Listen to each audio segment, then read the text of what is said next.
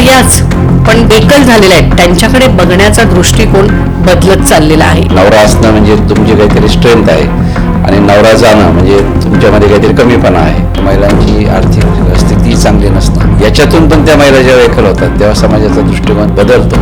एकल महिलांची संख्या महाराष्ट्रामध्ये किमान 80 लाख असू शकते. ही बाई एकटी राहते, तुझी कामं करून देतो असं म्हणून तिच्याशी जवळ एक संबंध प्रस्थापित करणं, तालुक्याच्या गावाला चालली तरी कोणत्या लॉजवर चालली अशा पद्धतीचं घाणघाण बोलणं स्वातंत्र्य आहे, ते ग्रामीण भागामध्ये नाही. सरकारकडनं अशा काही एकल महिलांसाठी रोजगाराच्या योजना आर्थिक सक्षमीकरणासाठी आहेत की नाही? प्रत्येक एकल महिला ही बालविवाहातूनच आलेली आहे. आजही महाराष्ट्रामध्ये बालविवाह होत आहे. मुंबईतल्या मुलीला मी विचारलं होतं वेस्टला जाणार का ईस्टला जाणार, पटकन लगेच कॅब बुक करील, हे करील ते करील. आमच्या ग्रामीण भागातल्या बाईला तुम्ही मुंबईत आणून सोडा ना, रस्ता सुद्धा ओरडतात. महाराष्ट्रात जर 3 लग्न झाले तर 3 लग्नातलं 1 लग्न बालविवाह. नमस्कार, आमच्या नॉलेज कट्ट्यावरती तुम्हा सगळ्यांचं पुन्हा एकदा मनपूर्वक स्वागत. आज असं कुठलंही क्षेत्र नाही ज्या क्षेत्रामध्ये महिला पुरुषांच्या खांद्याला खांदा लावून काम करत नाही आहेत. मग ते राजकीय क्षेत्र असो, आरोग्य, डिफेन्स किंवा IT किंवा मीडिया, या सर्व क्षेत्रामध्ये उच्च पदावरती महिला कार्यरत आहेत. या महिलांचा सन्मान केला जातो. त्यामुळे आपल्याला वाटतं की आपला समाज महिलांप्रती खूपच सुधारला आहे. पण दुसरीकडे मात्र एक भयान वास्तव आपल्या समोर येत आहे. आज एकल असलेल्या महिला, मग त्या उच्च शिक्षित असू देत किंवा अशिक्षित, त्यांना जवळजवळ सारख्याच प्रमाणामध्ये समाजाच्या समस्येला सामोरं जावं लागतंय. कोणत्या या समस्या आहेत, या समस्येचं निवारण तरी कसं करायचं, त्यासाठी आज आमच्या कट्ट्यावरती आलेले आहेत ज्येष्ठ सामाजिक कार्यकर्ते आणि शिक्षणतज्ञ हेरम कुलकर्णी सर. नमस्कार सर. आमच्या कार्यक्रमात तुमचं खूप खूप स्वागत. सर, जसं आता मी म्हणाले की एक भयान वास्तव आपल्यासमोर येतं आहे. एकीकडे आपण उच्च पदावरती असलेल्या महिलांचा सत्कार करतोय, पण दुसरीकडे मात्र स्त्रियाच पण त्या उच्च पदस्थ नसतील म्हणा, किंवा एकल झालेल्या आहेत किंवा उच्च विभूषित आहेत आणि एकल झालेल्या आहेत त्यांच्याकडे बघण्याचा दृष्टिकोन बदलत चाललेला आहे. ही समाजाची मानसिकता आजची तर नाहीच आहे. म्हणजे ही अगदी वर्षानुवर्षांपासून ही आपण बघत आलो आहेत की जेव्हा ती महिला एकटी असते किंवा विधवा होते, परित्यक्त्या असते किंवा तिने एकटं राहण्याचा निर्णय घेतलेला असतो, अशा महिलांकडे बघण्याचा दृष्टिकोन जो 50 वर्षापूर्वी होता तो आजही आहे. काय आहे यामागची कारण? याचं कारण आपल्या धर्मव्यवस्थेमध्ये, परंपरेमध्ये आणि आर्थिक स्थैर्यामध्ये आणि सामाजिक रचनेमध्ये अशी चार त्याची कारणं शोधावी लागतील. एकतर कसं आहे की आपल्या ज्या काही धार्मिक परंपरा आहेत, या परंपरेनं विधवा होण्याला काहीतरी एक कमीपणाचं मानलेलं आहे. म्हणजे केशवपन करणं किंवा या ज्या पद्धती त्याच्यातून आल्यात. एका ग्रंथामध्ये असं म्हटलं आहे की जर महिलेनं तिच्या पतीच्या मृत्यूनंतर जर तिचे केस काढले नाहीत तर तिच्या डोक्यावर जितके केस आहेत तितके वर्ष तिचा नवरा रवरव नरकामध्ये पडेल. आणि हे फक्त भारतामध्ये नाही आहे, तर चीनमध्ये किंवा युरोपियन अनेक देशांमध्ये सुद्धा अशा पद्धती होत्या की नवरा असणं म्हणजे तुमची काहीतरी स्ट्रेंथ आहे आणि नवरा जाणं म्हणजे तुमच्यामध्ये काहीतरी कमीपणा आहे. तर मला वाटतं की या परंपरेनं आपल्याकडे ज्या गोष्टी आणल्या, म्हणजे आता सती प्रथा आहे त्याचं उदाहरण आहे की स्त्रीला जगण्याचा अधिकारच नाही नवरा गेल्यानंतर. तर ह्या ज्या पद्धती आहेत या पद्धती ही समस्या आहे खरी. म्हणजे धर्मपरंपरेनं आधीच स्त्रियांना कमी लेखलं आणि त्याच्यातही परत ज्या स्त्रिया एकल आहेत त्यांना अजून कमी लेखलं. हा एक भाग आहे. दुसरा भाग असा वाटतो मला की आर्थिक स्थैर्याचा जो भाग आहे, तर ज्या महिलांना आर्थिक स्थैर्य आहे, तुम्ही जसा शहरी भागातला उल्लेख केला, तर आर्थिक स्थैर्य असेल तर तुम्हाला सामाजिक सन्मान असतो आणि आर्थिक स्थैर्य नसेल तर समाज तुम्हाला चांगल्या पद्धतीने बघत नाही. तर आपल्याकडे महिलांच्या नावावर मालमत्ता नसणं किंवा महिलांची आर्थिक स्थिती चांगली नसणं, याच्यातून पण त्या महिला जेव्हा एकल होतात तेव्हा समाजाचा दृष्टिकोन त्यांच्याकडं बदलतो. या महिलांची संख्या खूप मोठी आहे. म्हणजे 2011च्या जनगणनेमध्ये एकल महिलांची संख्या भारतामध्ये 7,30,00,000 आणि महाराष्ट्रामध्ये 54 लाख आहे. माझा असा अंदाज आहे की या जनगणनेमध्ये ती संख्या किमान 80 लाख असू शकेल. म्हणजे इतकं प्रमाण आहे. पण या एकल महिला म्हणजे यांच्यामध्ये विधवा, परित्यक्त्या किंवा ज्या सिंगल स्वतःहून 5 प्रकारच्या महिला त्याच्यामध्ये आहेत. म्हणजे एकतर विधवा आहेत, घटस्फोटित आहेत. परित्यक्ता हा शब्द अशासाठी वापरला जातो की ज्यांना पतीनं घराबाहेर काढलं आहे किंवा ज्या घराबाहेर निघाल्यात पण ज्या कोर्टामध्ये गेल्या नाहीत, म्हणजे कायदेशीर सेपरेशन झालं नाही, अशांना परित्यक्ता म्हणतात. ती संख्या मोठी आहे महाराष्ट्रात. त्यानंतर ज्यांची लग्न होऊ शकली नाहीत, म्हणजे समजा दिव्यांग असल्यामुळं किंवा आर्थिक परिस्थिती किंवा इतर शारीरिक कारणामुळं, किंवा ज्या महिला स्वेच्छेनं एकल राहिल्यात की आम्हाला नाही साथीदाराची गरज, तशा 5ही प्रकारच्या महिलांना आपण एकल म्हणतो. आता शेवटचा जो बाय चॉईस राहणाऱ्या महिला आहेत तर त्यांचे कदाचित प्रश्न नसतात, कारण त्यांनीच ते प्रश्न म्हणजे आर्थिक स्वरूपाचे प्रश्न नसतात म्हणूनच त्यांनी तो निर्णय घेतलेला असू शकतो. पण पहिल्या 4 महिलांचा एकल म्हणून गंभीर प्रश्न आहे. सर, तुम्ही प्रामुख्याने ग्रामीण भागामध्ये काम करता, तुमचं खूप काम मोठं आहे. तुम्ही अनेक पुस्तकं देखील म्हणजे या महिलांच्या विविध स्तरावरती ज्या महिला समस्या फेस करतायत त्यांच्यावरती तुम्ही लिहिलेलं आहेत. तुम्हाला जेव्हा एकल महिलेचा प्रश्न असतो त्यावेळी ग्रामीण भागातली एकल महिला आणि शहरी भागामध्ये राहणाऱ्या एकल महिला यांच्या समस्या थोड्याफार फरकाने एक स्त्री म्हणून सारख्या असतात. पण ज्यावेळेस जसं तुम्ही सांगितलं की जेव्हा त्या म्हणजे जर ती हे असेल स्वतः म्हणजे कमावती असेल तर तिच्या समस्या कदाचित वेगळ्या असू शकतात. तर याच्याबद्दल तुम्ही थोडं काय सांगाल? ग्रामीण भागातला प्रश्न जास्त गंभीर अशासाठी आहे की ग्रामीण भागामध्ये एकतर रोजगाराची साधनं कमी असतात. एकूणच ज्याला आपण उत्पन्न म्हणतो व्यक्तीचं तेही अतिशय कमी असतं. शेती भारतीय तोट्यात आहे आणि त्यामुळे अशा कुटुंबातली स्त्री जेव्हा एकल होते तर त्याची कारणं वेगवेगळी असती तरी त्याच्यातून तिची दयनीयता जास्त वाढते. म्हणजे एकतर आईवडील शेतकरी असतात त्यांना काही फार साधनं नसतात आणि पूर्वी कसं आहे की भाऊ सगळे एकत्र असायचे, त्यामुळे एवढ्या मोठ्या कुटुंबात एक महिला सामावली जाणं कठीण नव्हतं. पण आज असं झालं आहे की प्रत्येक भाऊ वेगळा राहतो आणि आईवडील पण वेगळे राहतात. मग त्या आईवडिलांना तिला तितकं सपोर्ट करणं शक्य होत नाही. सासरचे लोकसुद्धा पूर्वी सुनेकडं सहानुभूतीने बघायचे, आता म्हणजे आमचा मुलगा तुझ्यामुळे गेला इथपासून ते सुरुवात करतात आणि प्रॉपर्टी द्यायला लागू नये म्हणून तिला लवकरात लवकर घरं सोडायला भाग पाडतात. मग अशी स्थितीमध्ये त्या महिलेचं फारसं शिक्षणही झालेलं नसतं. त्यानंतर तिच्या पदरामध्ये मुलं असतात, 2 मुलं तिला असतात. सासरचा सपोर्ट नाही, माहेरचा सपोर्ट नाही. ज्या प्रकारचं शिक्षणातून सक्षमीकरण व्हायला पाहिजे ते सक्षमीकरण त्या महिलांचं झालेलं नसतं आणि अशा महिलांना या सगळ्या प्रश्नांना तोंड देणं हे अत्यंत जिकरीचं होतं. म्हणजे त्यांना साधी कार्यालयसुद्धा माहीत नसतात. आपण जर त्यांना म्हटलं जा तहसीलमध्ये तर त्यांना तहसील कुठे हे सुद्धा माहीत नसतं. मग कागदपत्र तयार करणं, हे करणं, स्वतःच्या पायावर उभं राहायचा प्रयत्न करणं, मग अशा वेळी सोपा मार्ग म्हणजे शेतमजुरीला जाणं, अशा पद्धतीच्या पर्याय ते स्वीकारतात. त्यातही पुन्हा शहरी भागातली महिला फ्लॅटमध्ये गेल्यानंतर तिचा जगाशी संबंध उरत नाही किंवा तुम्ही आता एकल आहात की विवाहित आहात हे मी तुम्हाला विचारत पण नाही ना. पण ग्रामीण भागामध्ये लगेच ते दिसतं ना की ही बाई एकटी राहते. मग तिला सहानुभूती देऊन किंवा तिला आमिष दाखवून किंवा तिची जवळीक साधायचा प्रयत्न करणं, तुझी कामं करून देतो असं म्हणून तिच्याशी जवळीक संबंध प्रस्थापित करणं किंवा छेडछाड करणं. ती साधी तालुक्याच्या गावाला चालली तरी कोणत्या लॉजवर चालली अशा पद्धतीचं घाणघाण बोलणं, टॉन्टिंग करणं, अशा अनेक प्रकार त्याच्यामधून असू शकतात. तर त्यामुळे ग्रामीण भागामध्ये ते राहणं तिला काही लपवता येत नाही. शहरी भागातल्या महिलेला कळत पण नाही झालं झालं की नाही झालं. म्हणजे एक जे म्हणजे एक स्वातंत्र्य आहे ते ग्रामीण भागामध्ये नाही आहे. आणि शहरी भागातल्या महिलांचे प्रश्नही तसे अवघड आहेत, कारण शहरी भागात एक जीवनमान खूप उंचावलेलं असल्यामुळं तिथला खर्च खूप आहे. म्हणजे समजा एखाद्या बाईचा नवरा वारला आणि तिला जर नोकरी नसेल तर तिचं इथं राहणं सर्वाईव्ह होणंच मोठं कठीण आहे ना, की नवरा नाही आहे, मुलांना शिक्षण द्यायचे, आज घराचं भाडंच किती प्रचंड आहे. आणि अशा वेळी कौशल्य जर नसतील तर ती कुठं नोकरी लागणार, स्वतःचा व्यवसाय कसा सुरू करणार. त्यामुळे शहरी भागातल्या महिलांचं आर्थिकदृष्ट्या सर्वाईव्ह होणं कठीण आहे आणि ग्रामीण भागातल्या महिलांचं आर्थिक प्लस सामाजिक अशा दोन्ही पण पातळीवर प्रश्न. पण मग ह्याच्यामध्ये सरकारकडनं अशा काही एकल महिलांसाठी काही योजना वगैरे, मदतीच्या योजना किंवा त्यांना काही रोजगाराच्या योजना आर्थिक सक्षमीकरणासाठी आहेत की नाही?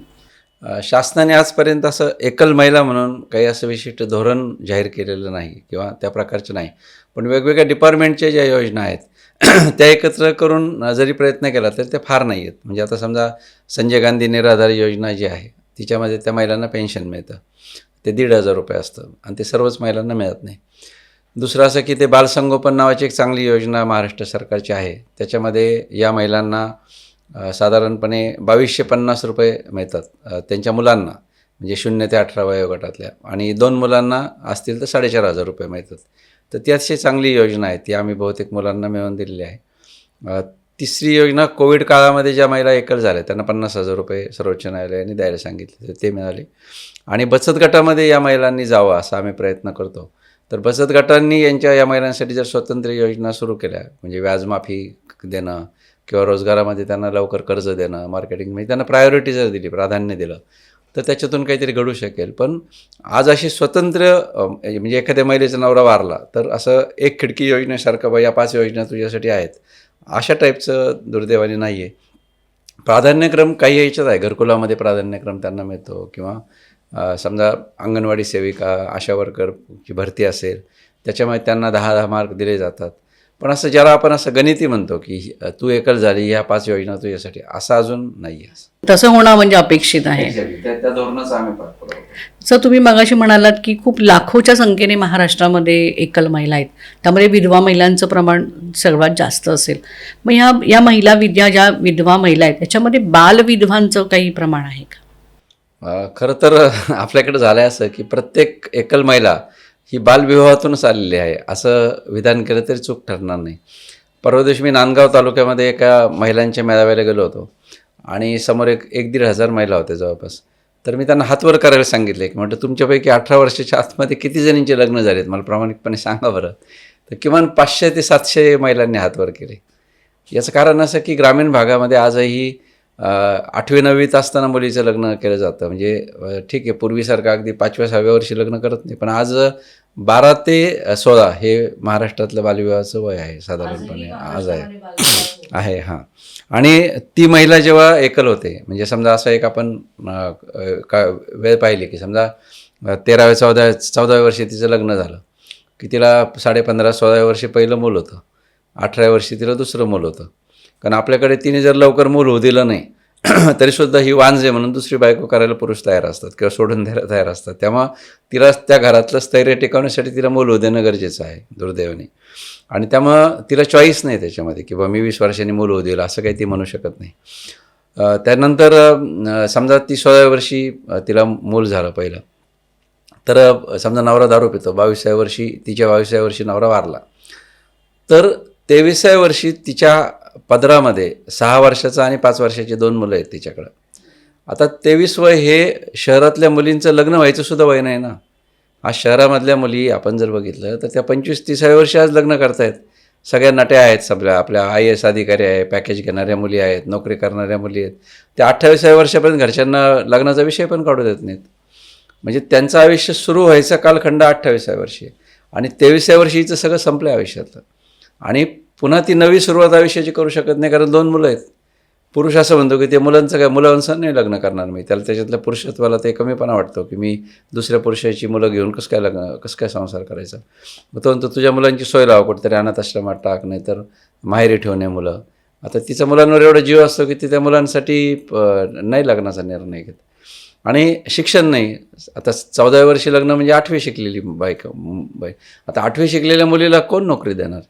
म्हणजे ना ती नोकरी घेऊ शकत, ना शासकीय योजना मिळू शकत.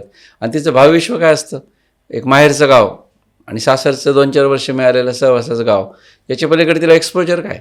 म्हणजे मुंबईतल्या मुलीला मी विचारलं, तू वेस्टला जाणार का ईस्टला जाणार का तू दक्षिण मुंबईत जाणार, ती पटकन लगेच कॅब बुक करील, हे करील ते करील. आमच्या ग्रामीण भागातल्या बाईला तुम्ही मुंबईत आणून सोडा ना, तिला रस्तासुद्धा ओलांडता येणार नाही. मग अशा स्थितीमध्ये ह्या ज्या महिला आहेत त्यांनी कसं जगायचं नेमकं? आणि मग या प्रश्नांशी झगडत म्हणजे बालविवाह झाल्यामुळं ही त्यांची नुकसान होते. तीच जर समजा झाली 21व्या वर्षी झाली, शिकली, तिने काही पॅकेजची नोकरी केली, त्यावर तिचा नवरा वारला, तर तिला दुःख असेल पण प्रॉब्लेम कमी होतील तिचे. आज यांच्या सर्वायवलपासूनचे सगळे प्रश्न आहेत आणि त्यामुळं या महिलांकडसाठी सरकारने धोरण आखलं पाहिजे. नाही, नक्कीच. सो तुम्ही आता सांगितलं की आपल्या इकडे महाराष्ट्रामध्ये प्रामुख्याने 15 वर्षापर्यंतच्या ज्या मुली आहेत, म्हणजे 12 ते 15 या वर्षामध्ये मुलींचं किंवा 13 ते 15 वर्षाची मुलगी झाली की तिचं काही ग्रामीण भागामध्ये लग्न लावून दिली जातात. पण अशा वेळी मग त्या लग्न आपण म्हणजे लग्नाचा जो मुलगा असतो त्याचं वय किती असतं? मग त्याचं वय कमीच असतं. म्हणजे आता आपल्याकडे मुलाच्या लग्नाचं वय 21 वर्षाची अट आहे शासनाची. तर ती जर 13 वगैरे वर्षाची असेल तर त्याचं वय कमीच असतं. पण त्याच्यातही काही पुरुषांना लाजा नाहीत की बा ते आपला खूप लहान वयाची मुलगी आपण लग्न करू नये असं त्यांना काही वाटत नाही. म्हणजे अगदी 27-28 वर्षाचा मुलगा आणि 14-15 वर्षाची मुलगी असं पण बघायला मिळतं. बीजवर पण काही असतात आहेत ना आपले. म्हणजे पूर्वीच्या काही जे जरड बालविवाह व्हायचे महाराष्ट्रामध्ये, तर जे असे बीजवर ज्याला म्हणतात, तर ते अगदी लहान मुलगी मिळाली तरी तिच्याशी लग्न करतात. म्हणजे त्यांना काही त्याच्याबद्दल काही लाज वाटत नाही त्याच्याबद्दलची. आणि पण ते प्रमाण कमी आहे आपल्याकडे. म्हणजे मुलांचं बालविवाह होण्याचं प्रमाण कमी आहे, 5% किंवा त्याच्यापेक्षा कमी असेल. पण मुलींचं मात्र महाराष्ट्रामध्ये 22% आहे शासनाच्या आकडेवारीनुसार. त्या 10% आपण देशामध्ये वाढवायचे. महाराष्ट्रामध्ये 22% आणि देशाचं 23% प्रमाण आहे. तर याच्यामध्ये एक 10-15% वाढवावं लागेल, कारण हे अंडर रिपोर्टेड आहे ना, म्हणजे ते काही शासनाचं प्रत्येक लग्न काही शासनापर्यंत येत नाही. हां, त्यामुळं हे सगळं मोजायचं कसं हा एक मोठा प्रश्न आहे. पण तरी 22% 23% जरी आपण धरलं किंवा 30% जरी धरलं तरी 3 लग्नातलं 1 लग्न बालविवाह आहे. हे आपल्याला खरंसुद्धा वाटत नाही. म्हणजे महाराष्ट्रात जर 3 लग्न झाले तर त्यातलं 1 लग्न बालविवाह आहे. आता तुम्ही म्हणाल की मग आमच्या आजूबाजूला ते दिसत नाही, कारण तुमचा जो संपर्क वर्ग आहे तो सगळा शहरी वर्ग आहे, शिकलेला वर्ग आहे. त्यामुळे तो मंगल कार्यालय घेऊन लग्न करतो. त्यामुळे आपल्याला ज्या पत्रिका येतात त्या सगळ्या शिकलेल्या नोकरी करणाऱ्या मुलींच्या लग्नाच्या येतात ना. पण असा एक महाराष्ट्र आहे की ज्यामध्ये गरीब लोकांची संख्या मोठी आहे. शहरी भागातल्या झोपडपट्टीत मोठ्या प्रमाणावर लग्न होतात. काही जातींमध्ये जमातींमध्ये तशा परंपरा आहेत. आणि दारिद्र्य, मुलींची असुरक्षितता, मुली पळून जाण्याचं प्रमाण, हे देखील बालविवाहाचं कारण आहे. म्हणजे जाती व्यवस्था अशी आहे की आपल्या मुलीने आपल्या जातीतच लग्न केलं पाहिजे. मग ती मुलगी बंड करून दुसऱ्या जातीतल्या मुलाशी लग्न करते. मग तिचं लग्न झालं की तिच्या गल्लीतले 10 लग्न बालविवाह होऊन जातात. ते आई बापा म्हणतात ती गेली पळून, मग तिचं आपल्या पोरीने असं केलं तर मग ते पुन्हा ती अजून 10 मुली घेऊन जाते दुर्दैवाने. असं ते सगळं चालूच असतं. म्हणजे शहरी भागामध्ये झोपडपट्ट्यातली सुरक्षिततेचा मुद्दा आहे. सर, शहरी भागामध्ये देखील बालविवाह होतात, त्याबद्दल काय सांगाल? शहरी भागामध्ये मोठं प्रमाण आहे, पण शहरी भागामध्ये कोणताच प्रश्न नीट पुढे येत नाही. याचं कारण असं की इथली यंत्रणाही त्या पद्धतीचा फॉलोअप घेण्या इतकी यंत्रणाही नसते, त्या प्रकारचा फॉलोअपही नसतो. आता शहरी भागामध्ये झोपडपट्ट्या ज्या आहेत तर बऱ्याचदा ते गावाकडे जाऊन लग्न करतात, त्यामुळे ते लक्षात येत नाही. म्हणजे गावाकडे जाऊन लग्न करतात आणि ग्रामीण भागात समजा एखाद्याने लग्न करायचं ठरवलं तर पटकन बातमी फुटते की यांनी असं असं केलं आहे बा. शहरी भागात काय करणार आहे ना. म्हणजे तुम्ही सकाळी फ्लॅटला कुलूप लावून दुपारी कुठलं तरी छोट्या हॉलमध्ये जाऊन लग्न लावून संध्याकाळी घरी आले तरी समजत नाही ना, कारण व्यापच इतका मोठा आहे की ते लक्षात येत नाही. त्यामुळे शहरी भागातही हे प्रमाण मोठं आहे, पण ते दुर्दैवाने लक्षात येत नाही अशी स्थिती आहे. आणि शहरी भागातल्या झोपडपट्ट्यातल्या सुरक्षिततेचा मुद्दा आहे ना. म्हणजे मोठी झालेल्या मुलीकडं समजा आपण कामाला गेलो होतो, हिच्याकडे कोण लक्ष देणार आहे. म्हणजे एका बापाला मी म्हटलं होतं की समजा तुमच्या मुलीवर जर बलात्कार होणार असेल तर तो सासरी गेल्यावर पण होऊ शकतो ना. तर तो शांतपणे मला म्हटलं की मग ती आपली जबाबदारी राहत नाही सर. समजा तो म्हटलं आता समजा माझी मुलगी 9वी येते समजा, तिची छेडछाड एखाद्या गुंडाने काढली तर कोणत्या पोलीस स्टेशनला माझी कंप्लेंट घेतली जाणार आहे. त्यामुळे त्यापेक्षा आणि मग तिचे पुन्हा लग्नही होणार नाही. त्यापेक्षा आहे तोपर्यंत तिचं लग्न करून टाकलं आपली जबाबदारी. म्हणजे आजही असे बरेच जण आहेत. आता तुम्ही जसं सांगितलं की शहरामध्ये पण आणि म्हणजे ग्रामीण भागांमध्ये पण मुलींना अजूनही म्हणजे ओझंच समजलं जातंय. शहरात ग्रामीण भागामध्ये तीच खरी समस्या आहे ना. म्हणजे मुलीकडं बघण्याचं, आपली भाषासुद्धा कशी असते बघा ना, मुलांच्या शिक्षणासाठी, मुलींच्या लग्नासाठी असंच बोलतो आपण. म्हणजे जसं मी वाईट उदाहरण देतो की समजा एखादा बकरी पाळणारा एखादा माणूस असतो, तो फक्त तिचं वजन वाढायची वाट पाहत असतो की एवढ्या वजनाची बकरी झाली की विकून टाकायची. तसे बाप असे आहेत की बाबा पोरगी 18 वर्षाची झाली ना, ते फक्त तिचं वय वाढायची वाट पाहत असतात. 14 वर्षाची झाली ना लग्न करून टाकायचं.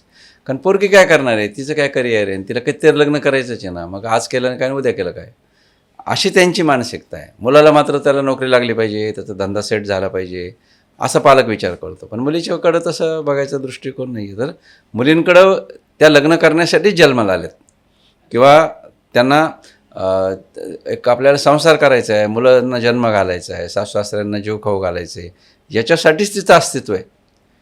बरोबर आहे, मेड फॉर दॅट असा दृष्टिकोन असल्यामुळं हा बालविवाहाचं प्रमाण वाढतं आहे असं मला वाटतं. शाळा पण म्हणजे मुली शाळेत जात नाहीत, हे देखील बालविवाहाचं एक कारण आहे की त्याच्यामुळे मग त्यांचा विवाह. तर ते सर्वात मोठं कारण आहे. म्हणजे जे कुटुंब सर्वेक्षण 5वं जे झालं आता, तर त्याच्यामध्ये प्रत्येक राज्यामध्ये शिकणाऱ्या मुलींची संख्या किती आणि त्या राज्यातलं बालविवाहाचं प्रमाण किती असा डेटा दिलेला आहे. आणि तो अत्यंत महत्त्वाचा आहे. म्हणजे आता महाराष्ट्रासारख्या राज्यामध्ये 50% पर्यंत मुलींची गळती आहे शिक्षणातून, तर त्याच्यामुळे 22% आहे. पण तेच तुम्ही केरळमध्ये गेले तर मुलींची शिक्षण घेण्याचं प्रमाण 70-75% पुढे आहे. त्यामुळे तिथलं बालविवाहाचं प्रमाण कमी आहे. तेच तुम्ही अजून इकडे गेलात बा मध्य प्रदेश, उत्तर प्रदेश, बिहार, तिकडे मुलींचं शिक्षण घेण्याचं प्रमाण कमी आहे, तर बालविवाहाचं प्रमाण जास्त आहे. म्हणजे ते लिंक आहे की मुलगी जोपर्यंत ट्रॅकवर आहे तोपर्यंत पालकही लग्नाचा विचार करत नाही. पण एकदा मुलीचं लग्न झालं म्हणजे मुलगी ड्रॉपआउट झाली की मग ते लगेच तिच्या लग्नाची तयारी सुरू होते. तर हे जे त्याच्यातलं नेक्सस आहे ना ते फार वाईट आहे. आणि म्हणून मला असं वाटतं की शिक्षण विभागातली संवेदनशीलता त्यासाठी वाढवायला पाहिजे. आणि मुलगी 12वीपर्यंत शाळेच्या बाहेरच येणार नाही असा विचार केला पाहिजे. म्हणजे बऱ्याचदा पळून नेलेल्या मुली किंवा या प्रकारच्या ज्या मुली आहेत याचं कारण आपण शोधल्यानंतर असं लक्षात येतं की त्या मुलींनी शाळा सोडलेली होती. बरोबर आहे की नाही? तर मुलीने शाळा सोडली की ती घरी थांबते. घरी थांबली की तिचे प्रश्न वाढतात. मग पालक म्हणतात घरी ठेवून काय करायचं, मग आता कधीतरी लग्न करायचं तर करून टाकू. आणि म्हणून मुलींनी त्या धोक्यात सापडू नये म्हणून तरी शिकलं पाहिजे असं मला नेहमी वाटतं. आणि शाळांनी त्याचा फॉलोअप केला पाहिजे. बऱ्याचदा काय होतं, मुलगी शाळेत येत नाही तर शिक्षक तिची हाजरी मांडत राहतात किंवा मग ती आहे की नाही. म्हणजे माझ्या तालुक्यामध्ये मी प्रत्येक शाळेला भेट देऊन गैरहजर मुलींचा अभ्यास केला होता. आणि ते शिक्षकांना मी विचारायचो ही मुलगी कुठे, ही मुलगी कुठे. तर 72 मुली अशा सापडल्या होत्या 90 हायस्कूलमध्ये. 72 मुली की ज्या मुलींचं लग्न होऊन गेलं होतं आणि तर त्यांची कॅटलॉगला नावं होती.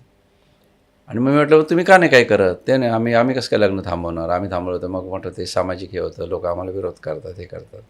तर हे चुकीचं आहे ना. म्हणजे शिक्षकांनी गैरहजर मुलगी असेल तर लगेच फोन केला पाहिजे. तुमची मुलगी शाळेत गेल्यावर तुम्ही विचारत नाही का नाही जा गेली शाळेत, तर फोन केला पाहिजे. 8 दिवस नाही आले तर घरी जाऊन आलं पाहिजे. कारण जोपर्यंत मुलगी शिकत राहते ना तोपर्यंत तिचं लग्न होत नाही असं बहुतांशी आहे. तरी काही पालक करतात पण प्रमाण कमी आहे ना. समजा डोकं चालतं आहे, आमच्या ग्रामीण भागातला शब्द, तिचं डोकं चालतं आहे कशाला काय करायचं. मग आजूबाजूचे लोक म्हणतात शिकते तर होऊ द्या, 10वी होऊ द्या, 12वी होऊ द्या. म्हणजे शिकत राहिली की मग डोक्यात पण विचारायचं पालकाच्या. पण ती शाळेबाहेर पडली की संपला विषय. मग त्याला परत कारण लेखन वाचन आहे. बऱ्याच मुलांना नीट लेखन वाचन येत नसतं प्राथमिक स्तरावर. मग 7वी 8वीत त्यांना वाचता नाही आलं, लिहिता नाही आलं की डोकं चालत नाही, मग ते शाळेत जात नाही. म्हणून शाळेची गोडी मुलांना लावणं ही पुन्हा शिक्षण विभागाचीच जबाबदारी.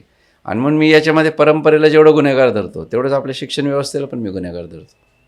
अगदी बरोबर आहे. असं तुमचं काम खूप मोठ्या प्रमाणावरती आहे. तुम्ही म्हणजे महिलांसाठी काम करतातच आहे, दारूबंदीवरती देखील तुम्ही काम करत आहात.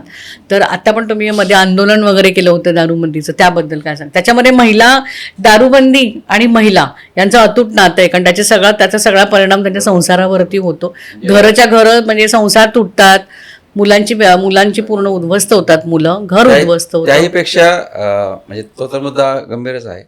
पण एकल महिलांचा प्रश्न परत दारूशी जोडलेला आहे. म्हणजे आम्ही 100 एकल महिला समिती म्हणून राज्याच्या 70 तालुक्यात माझे कार्यकर्ते काम करतात. आमच्यासोबत काही संस्था आहेत, माझे कार्यकर्ते आहेत. तर ते सगळे कार्यकर्ते हे सांगतात की बायका विधवा का होतात याचा आम्ही जेव्हा अभ्यास करतो तर त्याच्यामध्ये समजा रस्ते अपघातात अनेक जण मारतात, कॅन्सरने काही जण मारतात. पण आज महत्त्वाचं कारण दारू आहे दुर्दैवाने.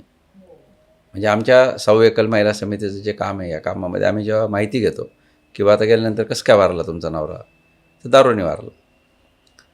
म्हणजे दारूनं मरणारी संख्या इतकी प्रचंड आहे महाराष्ट्रामध्ये. म्हणजे मी नेहमी असं म्हणतो की एखाद्या युद्धात जितकी माणसं मेली नसतील तितकी दारून. बापरे, महाराष्ट्रामध्ये. आणि प्रामुख्याने कुठल्या जिल्ह्याबद्दल सांगता? सगळ्याच जिल्ह्यांमध्ये. सगळ्या. पण हे मोजलं जात नाही ना. म्हणजे आता समजा 2 उदाहरणं तुम्हाला देतो की माझ्या गावामध्ये एक झोपडपट्टी आहे. त्या झोपडपट्टीमध्ये मी 398 कुटुंब आहेत. तर त्याच्यामध्ये 10 वर्षात दारूनं किती माणसं मेली असा हिशोब काढला तर 23 माणसं दारूने मेलेली होती. म्हणजे मी 3 वर्षापूर्वी काढलं तेव्हा. किनवटल्या एका झोपडपट्टीमध्ये मी गेलो, एस टी स्टँडच्या पाठीमागे झोपडपट्टी. तर एकाने मला पॅडवर कागद लावून नावं लिहिलेली दाखवली.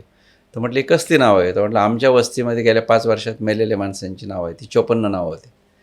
आता एका झोपडपट्टीमध्ये जर 54 माणसं मारतात, एका झोपडपट्टीमध्ये जर 23 माणसं मारतात तर हे मोजलंच जात नाही ना. म्हणजे कोरोनात इतकी माणसं मेली आपण चिंता व्यक्त करतो.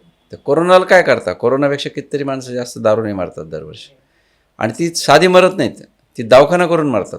म्हणजे लिव्हर जर खराब झालं तर त्यांना दवाखान्यात ॲडमिट करावं लागतं. दवाखान्यात ॲडमिट केलं की लाख 2-2, 5-5 लाख रुपये खर्च होतो. म्हणजे ती बाई कर्जबाजारी होऊन मग तो मरतो.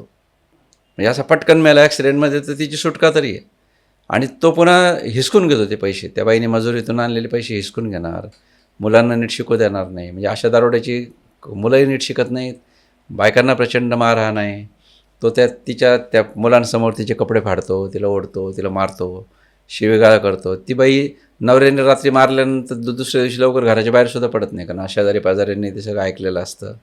आणि म्हणून काही बायका म्हणजे दारूनं नवरा माझा मेला म्हणून रडणाऱ्या जशा बायका आहेत ना, तसा मरत का नाही म्हणून सुद्धा या बायका मी अशा बघितलेल्या आहेत. रागा करणार. म्हणजे संध्याकाळ होऊच नाही असं वाटतं त्या मुलांना. म्हणजे म्हणजे समजा तुम्ही मध्यमवर्गीय आहात, तुमच्या घरातले मुलं रात्री बाबांची वाट पाहतात की कधी येतील एकदा. ह्या पोरांना असं वाटतं येऊच नाही बापानी घरी, कारण तो येतानाच शिव्या देत होतो ना घरी आल्यानंतर. आता मी शाळेत शिक्षक असताना एकदा एका मुलांनी अभ्यास केला नव्हता. मी त्याला म्हटलं का नाही अभ्यास केला, तर म्हटलं पुस्तक नव्हतं रात्री. म्हटलं लायब्ररीतून तुला पुस्तक नाही मिळालं का? नाही म्हणे, वडील दारू पिऊन आले आणि त्यांनी पुस्तकच फाडून फेकून दिले सगळे. ते काय ना, म्हणजे हे आपण कल्पना तरी करू शकतो का मध्यमवर्गीय याच्यामध्ये? म्हणजे इथे मुलाच्या मार्काची आणि याची वाट पाहणारा बाप, प्रगतीपत्रक चेक करणारा आणि दुसरे असे बाप. तर म्हणून हे इतकं विदारक आहे ना. पण दुर्दैवाने मला वाईट याचं वाटतं की महाराष्ट्रामध्ये सगळ्या प्रश्नांवर चर्चा होती. म्हणजे आपलं हे मीडिया आणि हे सगळेजण कुठलं कितीतरी फालतू विषयावर तासनतास दिवस चर्चा लावून धरतात. हां, पण हे काय ना, म्हणजे सांगा ना मला, म्हणजे दारूच्या प्रश्नावर कधी चर्चा झाली मला सांगा बरं माध्यमांमध्ये, किंवा दारूचं काय करायचं महाराष्ट्रामध्ये? आम्ही फक्त ते एक्साईज मिळायला पाहिजे, म्हणजे माणसं मारून तुम्हाला कर मिळवायचं आहे, महसूल वाढवायचा आहे का तुम्हाला? हां, म्हणजे इतकं वेदनादायक आहे की हा प्रश्नच पुढे येत नाही. म्हणजे मला सामाजिक कार्यकर्ता म्हणून चिंताही वाटते किंवा तळतही वाटते की साला प्रश्नच कसे पोहोचवायचे, हेच आजच्या पुढचं आमचं आव्हान आहे. म्हणजे उत्तरं तर लांब राहिली, पण दारूचा प्रश्न आहे, माणसं मारतायत, हे कसं पोहोचवायचं राज्यकर्त्यांपर्यंत, समाजापर्यंत कसं पोहोचवायचं आम्ही हे सगळं? तुम्ही आता आंदोलन वगैरे जे केले, आंदोलनाने काही फरक पडतो? काही दिवस, काही काळ दारू थांबते, पण ते इतकं वाईट आहे. म्हणजे तुम्हाला सांगतो की मी एका ठिकाणी भर पावसात आम्ही त्या बायकांनी रस्ता रोको केला म्हणून गेलो, आणि त्या बायकांनी रस्ता रोको केला, अधिकारी आले, इन्स्पेक्टर आले, त्यात थांबलं, आणि संध्याकाळी 8 वाजता त्या बाईचा फोन आला. मला असं वाटलं आंदोलन चांगलं झालं म्हणून तिने फोन केला असेल का. तेव्हा त्या माणसाने परत दारू विकायला आणली सर. म्हणजे दुपारी तुमचं जिथं रस्ता रोको झालं तिथं रात्री परत जर दारू विकली जाणार तर काय करणार आहे तुम्ही? कायद्याची भीतीच नाही ना. म्हणजे आता काल मी हायकोर्टामध्ये भेटलो, किंवा आता मंत्रालयात त्याच कामासाठी मी चाललेलो आहे. तर सर्वोच्च न्यायालयाने असं कायदा केला आहे की 7 वर्षाच्या गुन्ह्यात शिक्षा नाही, त्यात अटक करायची नाही. ज्याच्यात 7 वर्ष शिक्षा होत नाही त्यात अटक करायची नाही. आता प्रश्न असा आहे की दारूच्या संदर्भामध्ये जर अटकच, म्हणजे गुन्ह्याची शिक्षा 7 वर्षापेक्षा कमी असल्यामुळं होतं असं की लगेच सोडून द्यावं लागतं ना. म्हणजे गुन्हा नोंदवला दिलं सोडून, त्यामुळे त्यांना भीतीच राहिली नाही. पोलीस स्टेशनला जायचं, तो बॉन्ड करून द्यायचं, काय द्यायचं, चालले. 40 गुन्हे आहेत आरोपींवर, तरी ते दारू विकतात. पण तेच जर तुम्ही त्यांना अटक करायची परवानगी दिली, 8-15 दिवस तो आत राहिला, तर विचार करेल ना दारू विकावी की नाही. आणि म्हणून कायद्याची भीती नाही, कायद्याचं वचक नाही. जिथं आंदोलन नाही त्या ठिकाणी पोलीस सामील आहेत, एक्साईज सामील आहेत, हप्तेखोरी आहे, आणि गावकऱ्यांचं दडपण नाही. याच्यामुळे आणि गोरगरिबांच्या प्रश्नाचं काय कोण दखल घेणार आहे सांगा मला. इथं तुमचं पुणे मुंबई एक्सप्रेसवे एक 72 तास बंद राहिला, एक 36 तास, तर ती केवढी नॅशनल न्यूज होते ना. पण इथं संसार बंद पडलेत, माणसांचे आयुष्य बंद पडलेत, हे प्रश्न होत नाही ना. आणि म्हणून मला नेहमी भारत इंडिया वाटतो की इंडियाच्या प्रश्नांची गांभीर्याने दखल घेतली जाते, भारताच्या प्रश्नांची नाही घेतली जात. तुमच्या मुंबईची लोकलचा प्रश्न असेल, तुमच्या ह्याच्यातले, म्हणजे लोकलमधून पडून एखादा व्यक्ती गेला तर ते दिवसभर सगळ्या चॅनलवर दाखवत राहतात. ते नक्कीच महत्त्वाचं आहे, त्याचं मी गांभीर्य कमी लेखत नाही. पण इथं आमची माणसं मरता येतो, त्याची बातमी तरी होते का सांगा मला. पण ह्याच्यामध्ये म्हणजे तुमची संस्था मग अशा महिलांना कशा पद्धतीने मदत करते? सौ एकल महिला समिती नावाचं आम्ही एक संघटन उभारले. त्याचं नेटवर्क आहे महाराष्ट्रभर. म्हणजे गडचिरोलीपासून तर अगदी रत्नागिरीपर्यंत आमचे कार्यकर्ते आहेत.